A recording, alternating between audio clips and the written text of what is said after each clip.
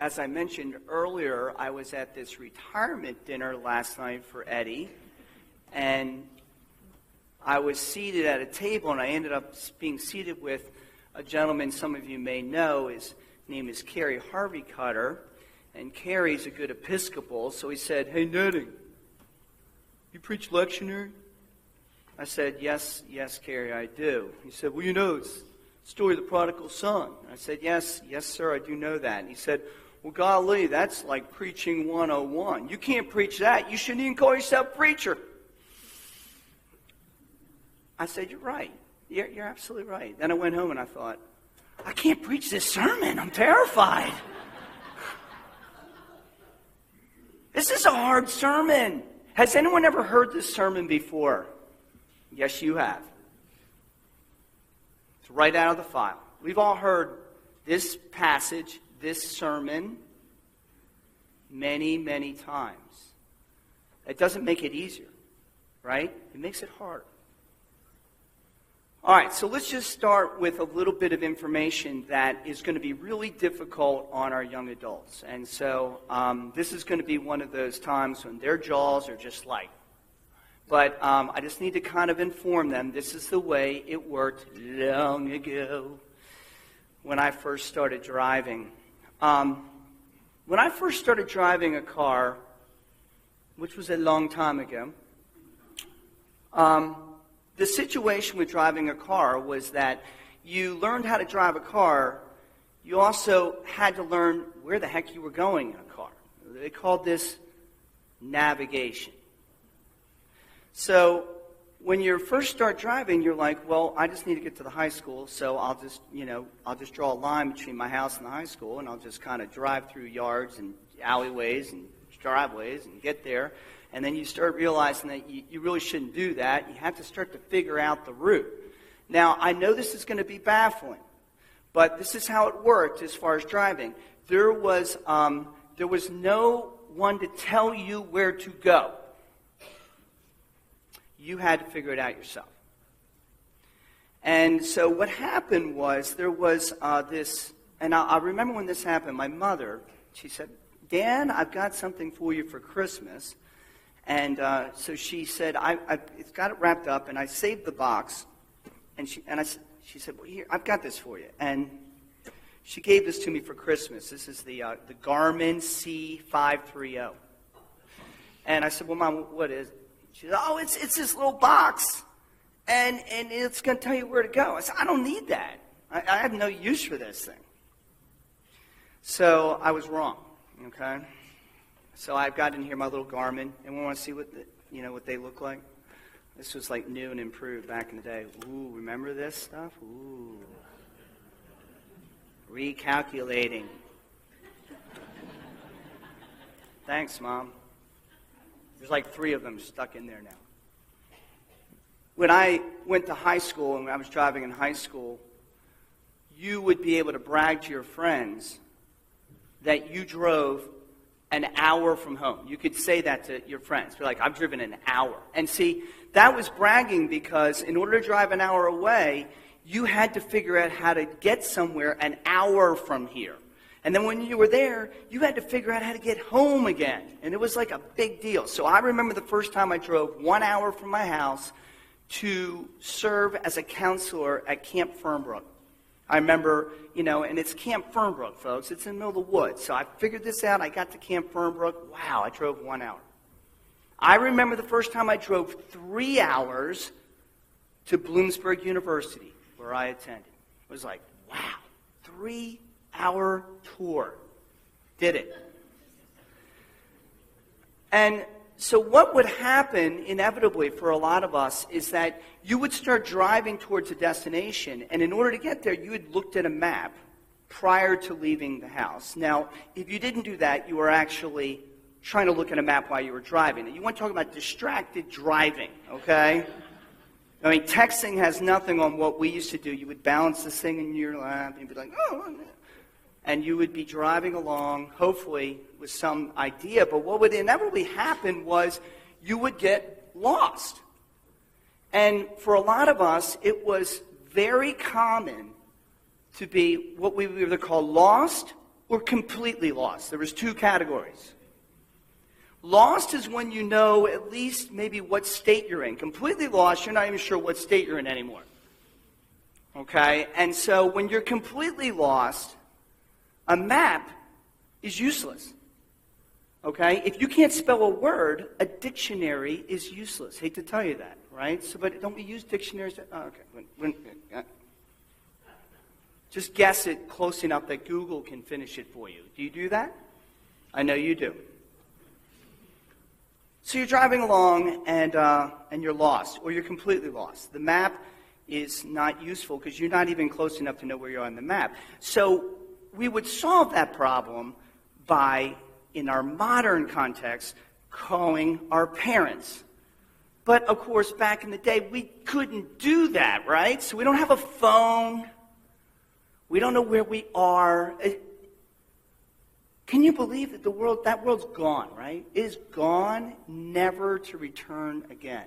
And even talking about it, it's hard to even remember. But that's what it was like. And then you're going to add in the fact that when you're really, really lost back in the day and you're running low on gas, I mean, we just add to it. You would have no idea if you're just going to run out of gas because you don't know where you are, you know where you're going, but you have no choice. You just keep driving until you run out of gas. And then you have to walk to a nearby house, knock on a door, talk to a stranger, use a phone. We're lucky we're alive. Thank you, Garmin. Thank you. What does that have to do with this sermon? Well, it has kind of a lot to do with it. Because so often we think of this sermon as the story of the prodigal son. And the word prodigal is a real English word. We never, ever use it. It's a word that has just been completely relegated to this story. I mean, I saw when I Googled it that it can be used in sentences, and I'm like, none of these sentences ever work. No one would ever use that sentence. It is a one word that has to do with the son who left home, and you think that I'm probably telling a story about that son, because that's what is in your mind. Well, there's a story about a son who left home and he got lost. So we know where Dan's going on this sermon, but you're wrong. I'm not going there. That's not what I'm going to talk about. Because a lot of scholars actually think that this sermon was not written or spoken by Jesus to be a story about the guy who headed off into prostitution, which we like that because we're like, oh, yeah. But a lot of scholars say, no, really, this story is about the other son. Did you even notice there's two sons in this story? It's really a sermon about the other son. You see, the other son kept his car in the driveway. The other son didn't have to worry about the map because he didn't get lost. But guess what? The story and the analogy of traveling with a map helps those of us that are older to remember that you could be going along, heading for Bloomsburg University. You could make a wrong turn because you weren't paying attention for whatever reason. You could all of a sudden become completely lost and not be sure how to ever make it back to college classes again. It's really, the analogy is that your life is moving along as planned, and all of a sudden, and I mean the word sudden, you're lost. And that's what's really going on in this story. Jesus is trying to remind us that both of these sons got lost. What we really want to think about is that just one got lost. He wandered off. He squandered. He got lost. He came back. He was found. And then there was this other son. And, you know, you can preach a sermon like this because we've lived a sermon like this. And it's interesting, when I talk about this, we think to ourselves, there's got to be a way to solve this getting lost problem. And usually the way that we try to solve the getting lost problem is to make sure we don't wander too far from home, make sure we double check the map, make sure that we relegate for things that can go wrong. And what's interesting is that I tried to do that. And you know what? So many of you are the older son that have tried to do that too. That's why you're in church. Like, we're safe. We're playing it safe. We got an idea where we're going. We're not going to make those kind of mistakes that other son made. We're going to just cover ourselves. But see, this is the problem. I was a preacher and a teacher and a minister and serving a congregation, not unlike this congregation. And it was the year 2000. And everyone was worried about the world ending. And we were all freaking out about the computers blowing up. And we were all waiting for that clock to turn. So we all went to that New Year's party, and we sang Prince, and we were excited about it. Okay? Like it was 1999. I mean, we partied like it was 1999, and the next day the world didn't end. But you know what? My world did end. I walked down the aisle of that church early in the year 2000 and realized that even though I had done nothing wrong, I was completely lost. I realized that I was completely dry, like the dry bones I just talked about in our sermon. I realized that I had lost my way. I didn't wander off to a foreign city. I didn't ask for the inheritance from my father. I didn't decide that I was going to recklessly live. I tried very hard to follow the map, but guess what? Sometimes there's no map. So I walked down the aisle one day, and I looked around, and I said, I have to leave. And, you know, I had to leave and go very, very far. I went as far as you can go in the United States and not end up in Russia. I went to Alaska. It's interesting that sometimes to get found, you actually do have to go get lost. It's interesting that a sermon like this helps us to realize the complex relationships we have with each other. It's interesting to think about how complex the relationships are between our brothers and sisters. It's interesting to wonder about envy and jealousy. It's interesting to contemplate the fact that we're in church today, so that, darn it, we better get a star in our crown. It's interesting to wonder about how when someone who's been wandering comes back, we raise our eyebrows. We struggle to give the grace to those that are lost that someday we will need. You don't need to one day wake up and say, I've got to go to Alaska. All you have to do is wake up, take a shower, and say, what's this right here? And you're about to be very, very lost.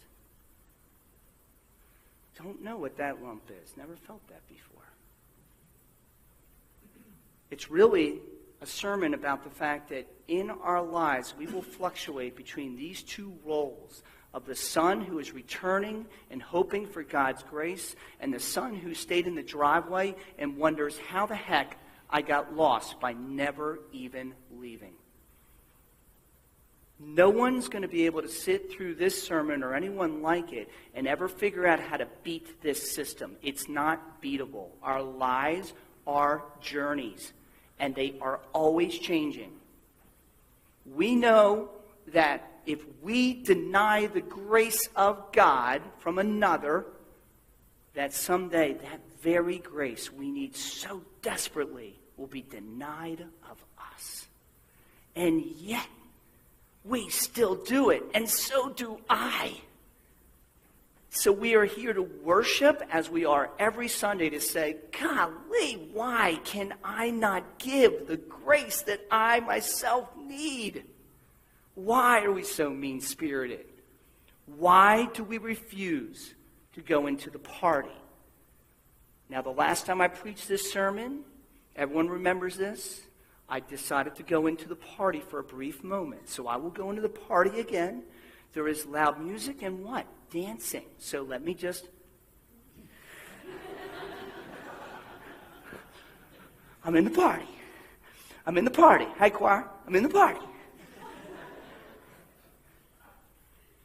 But we don't want to go on the party. We won't go on the party. We won't join the celebration because it's not fair. It's not fair. He took advantage of my father. It's not fair. I will not dance. You can play celebration one more time. I will not dance. What are you going to do? You're sitting here, you're listening to me. I'm listening to me. God is calling us. You've got to go into the party. Are you going to lay on your deathbed and say, golly, I'm so glad I didn't dance? No, you're not. There is a party. It is a party that is the grace of God, not earned by this son or the other son, neither one. There is a life journey that has detours when we get lost. Nothing we can do about it. Sometimes we could have done something, but we didn't. But a lot of times it just cuts his blind side, right? So this is going to be, again, one of the most important sermons of our lives. That grace offered freely. One last word, and then I'm done. I love this. I love this. And I preach, I have to always mention this. Scripture says, when the son was a far way off, when the son was a far way off, he didn't get to the Father. Make sure you always remember this. He didn't get there. When the son was way across the field, the Father ran to that son when he was far off. I'm not asking you to get all the way to God. That's a long way to go. I'm asking you today to just turn and head for home. Once you're far away off, God will see you. God will see your heart. God will see your desire to get unlost. God will come to you.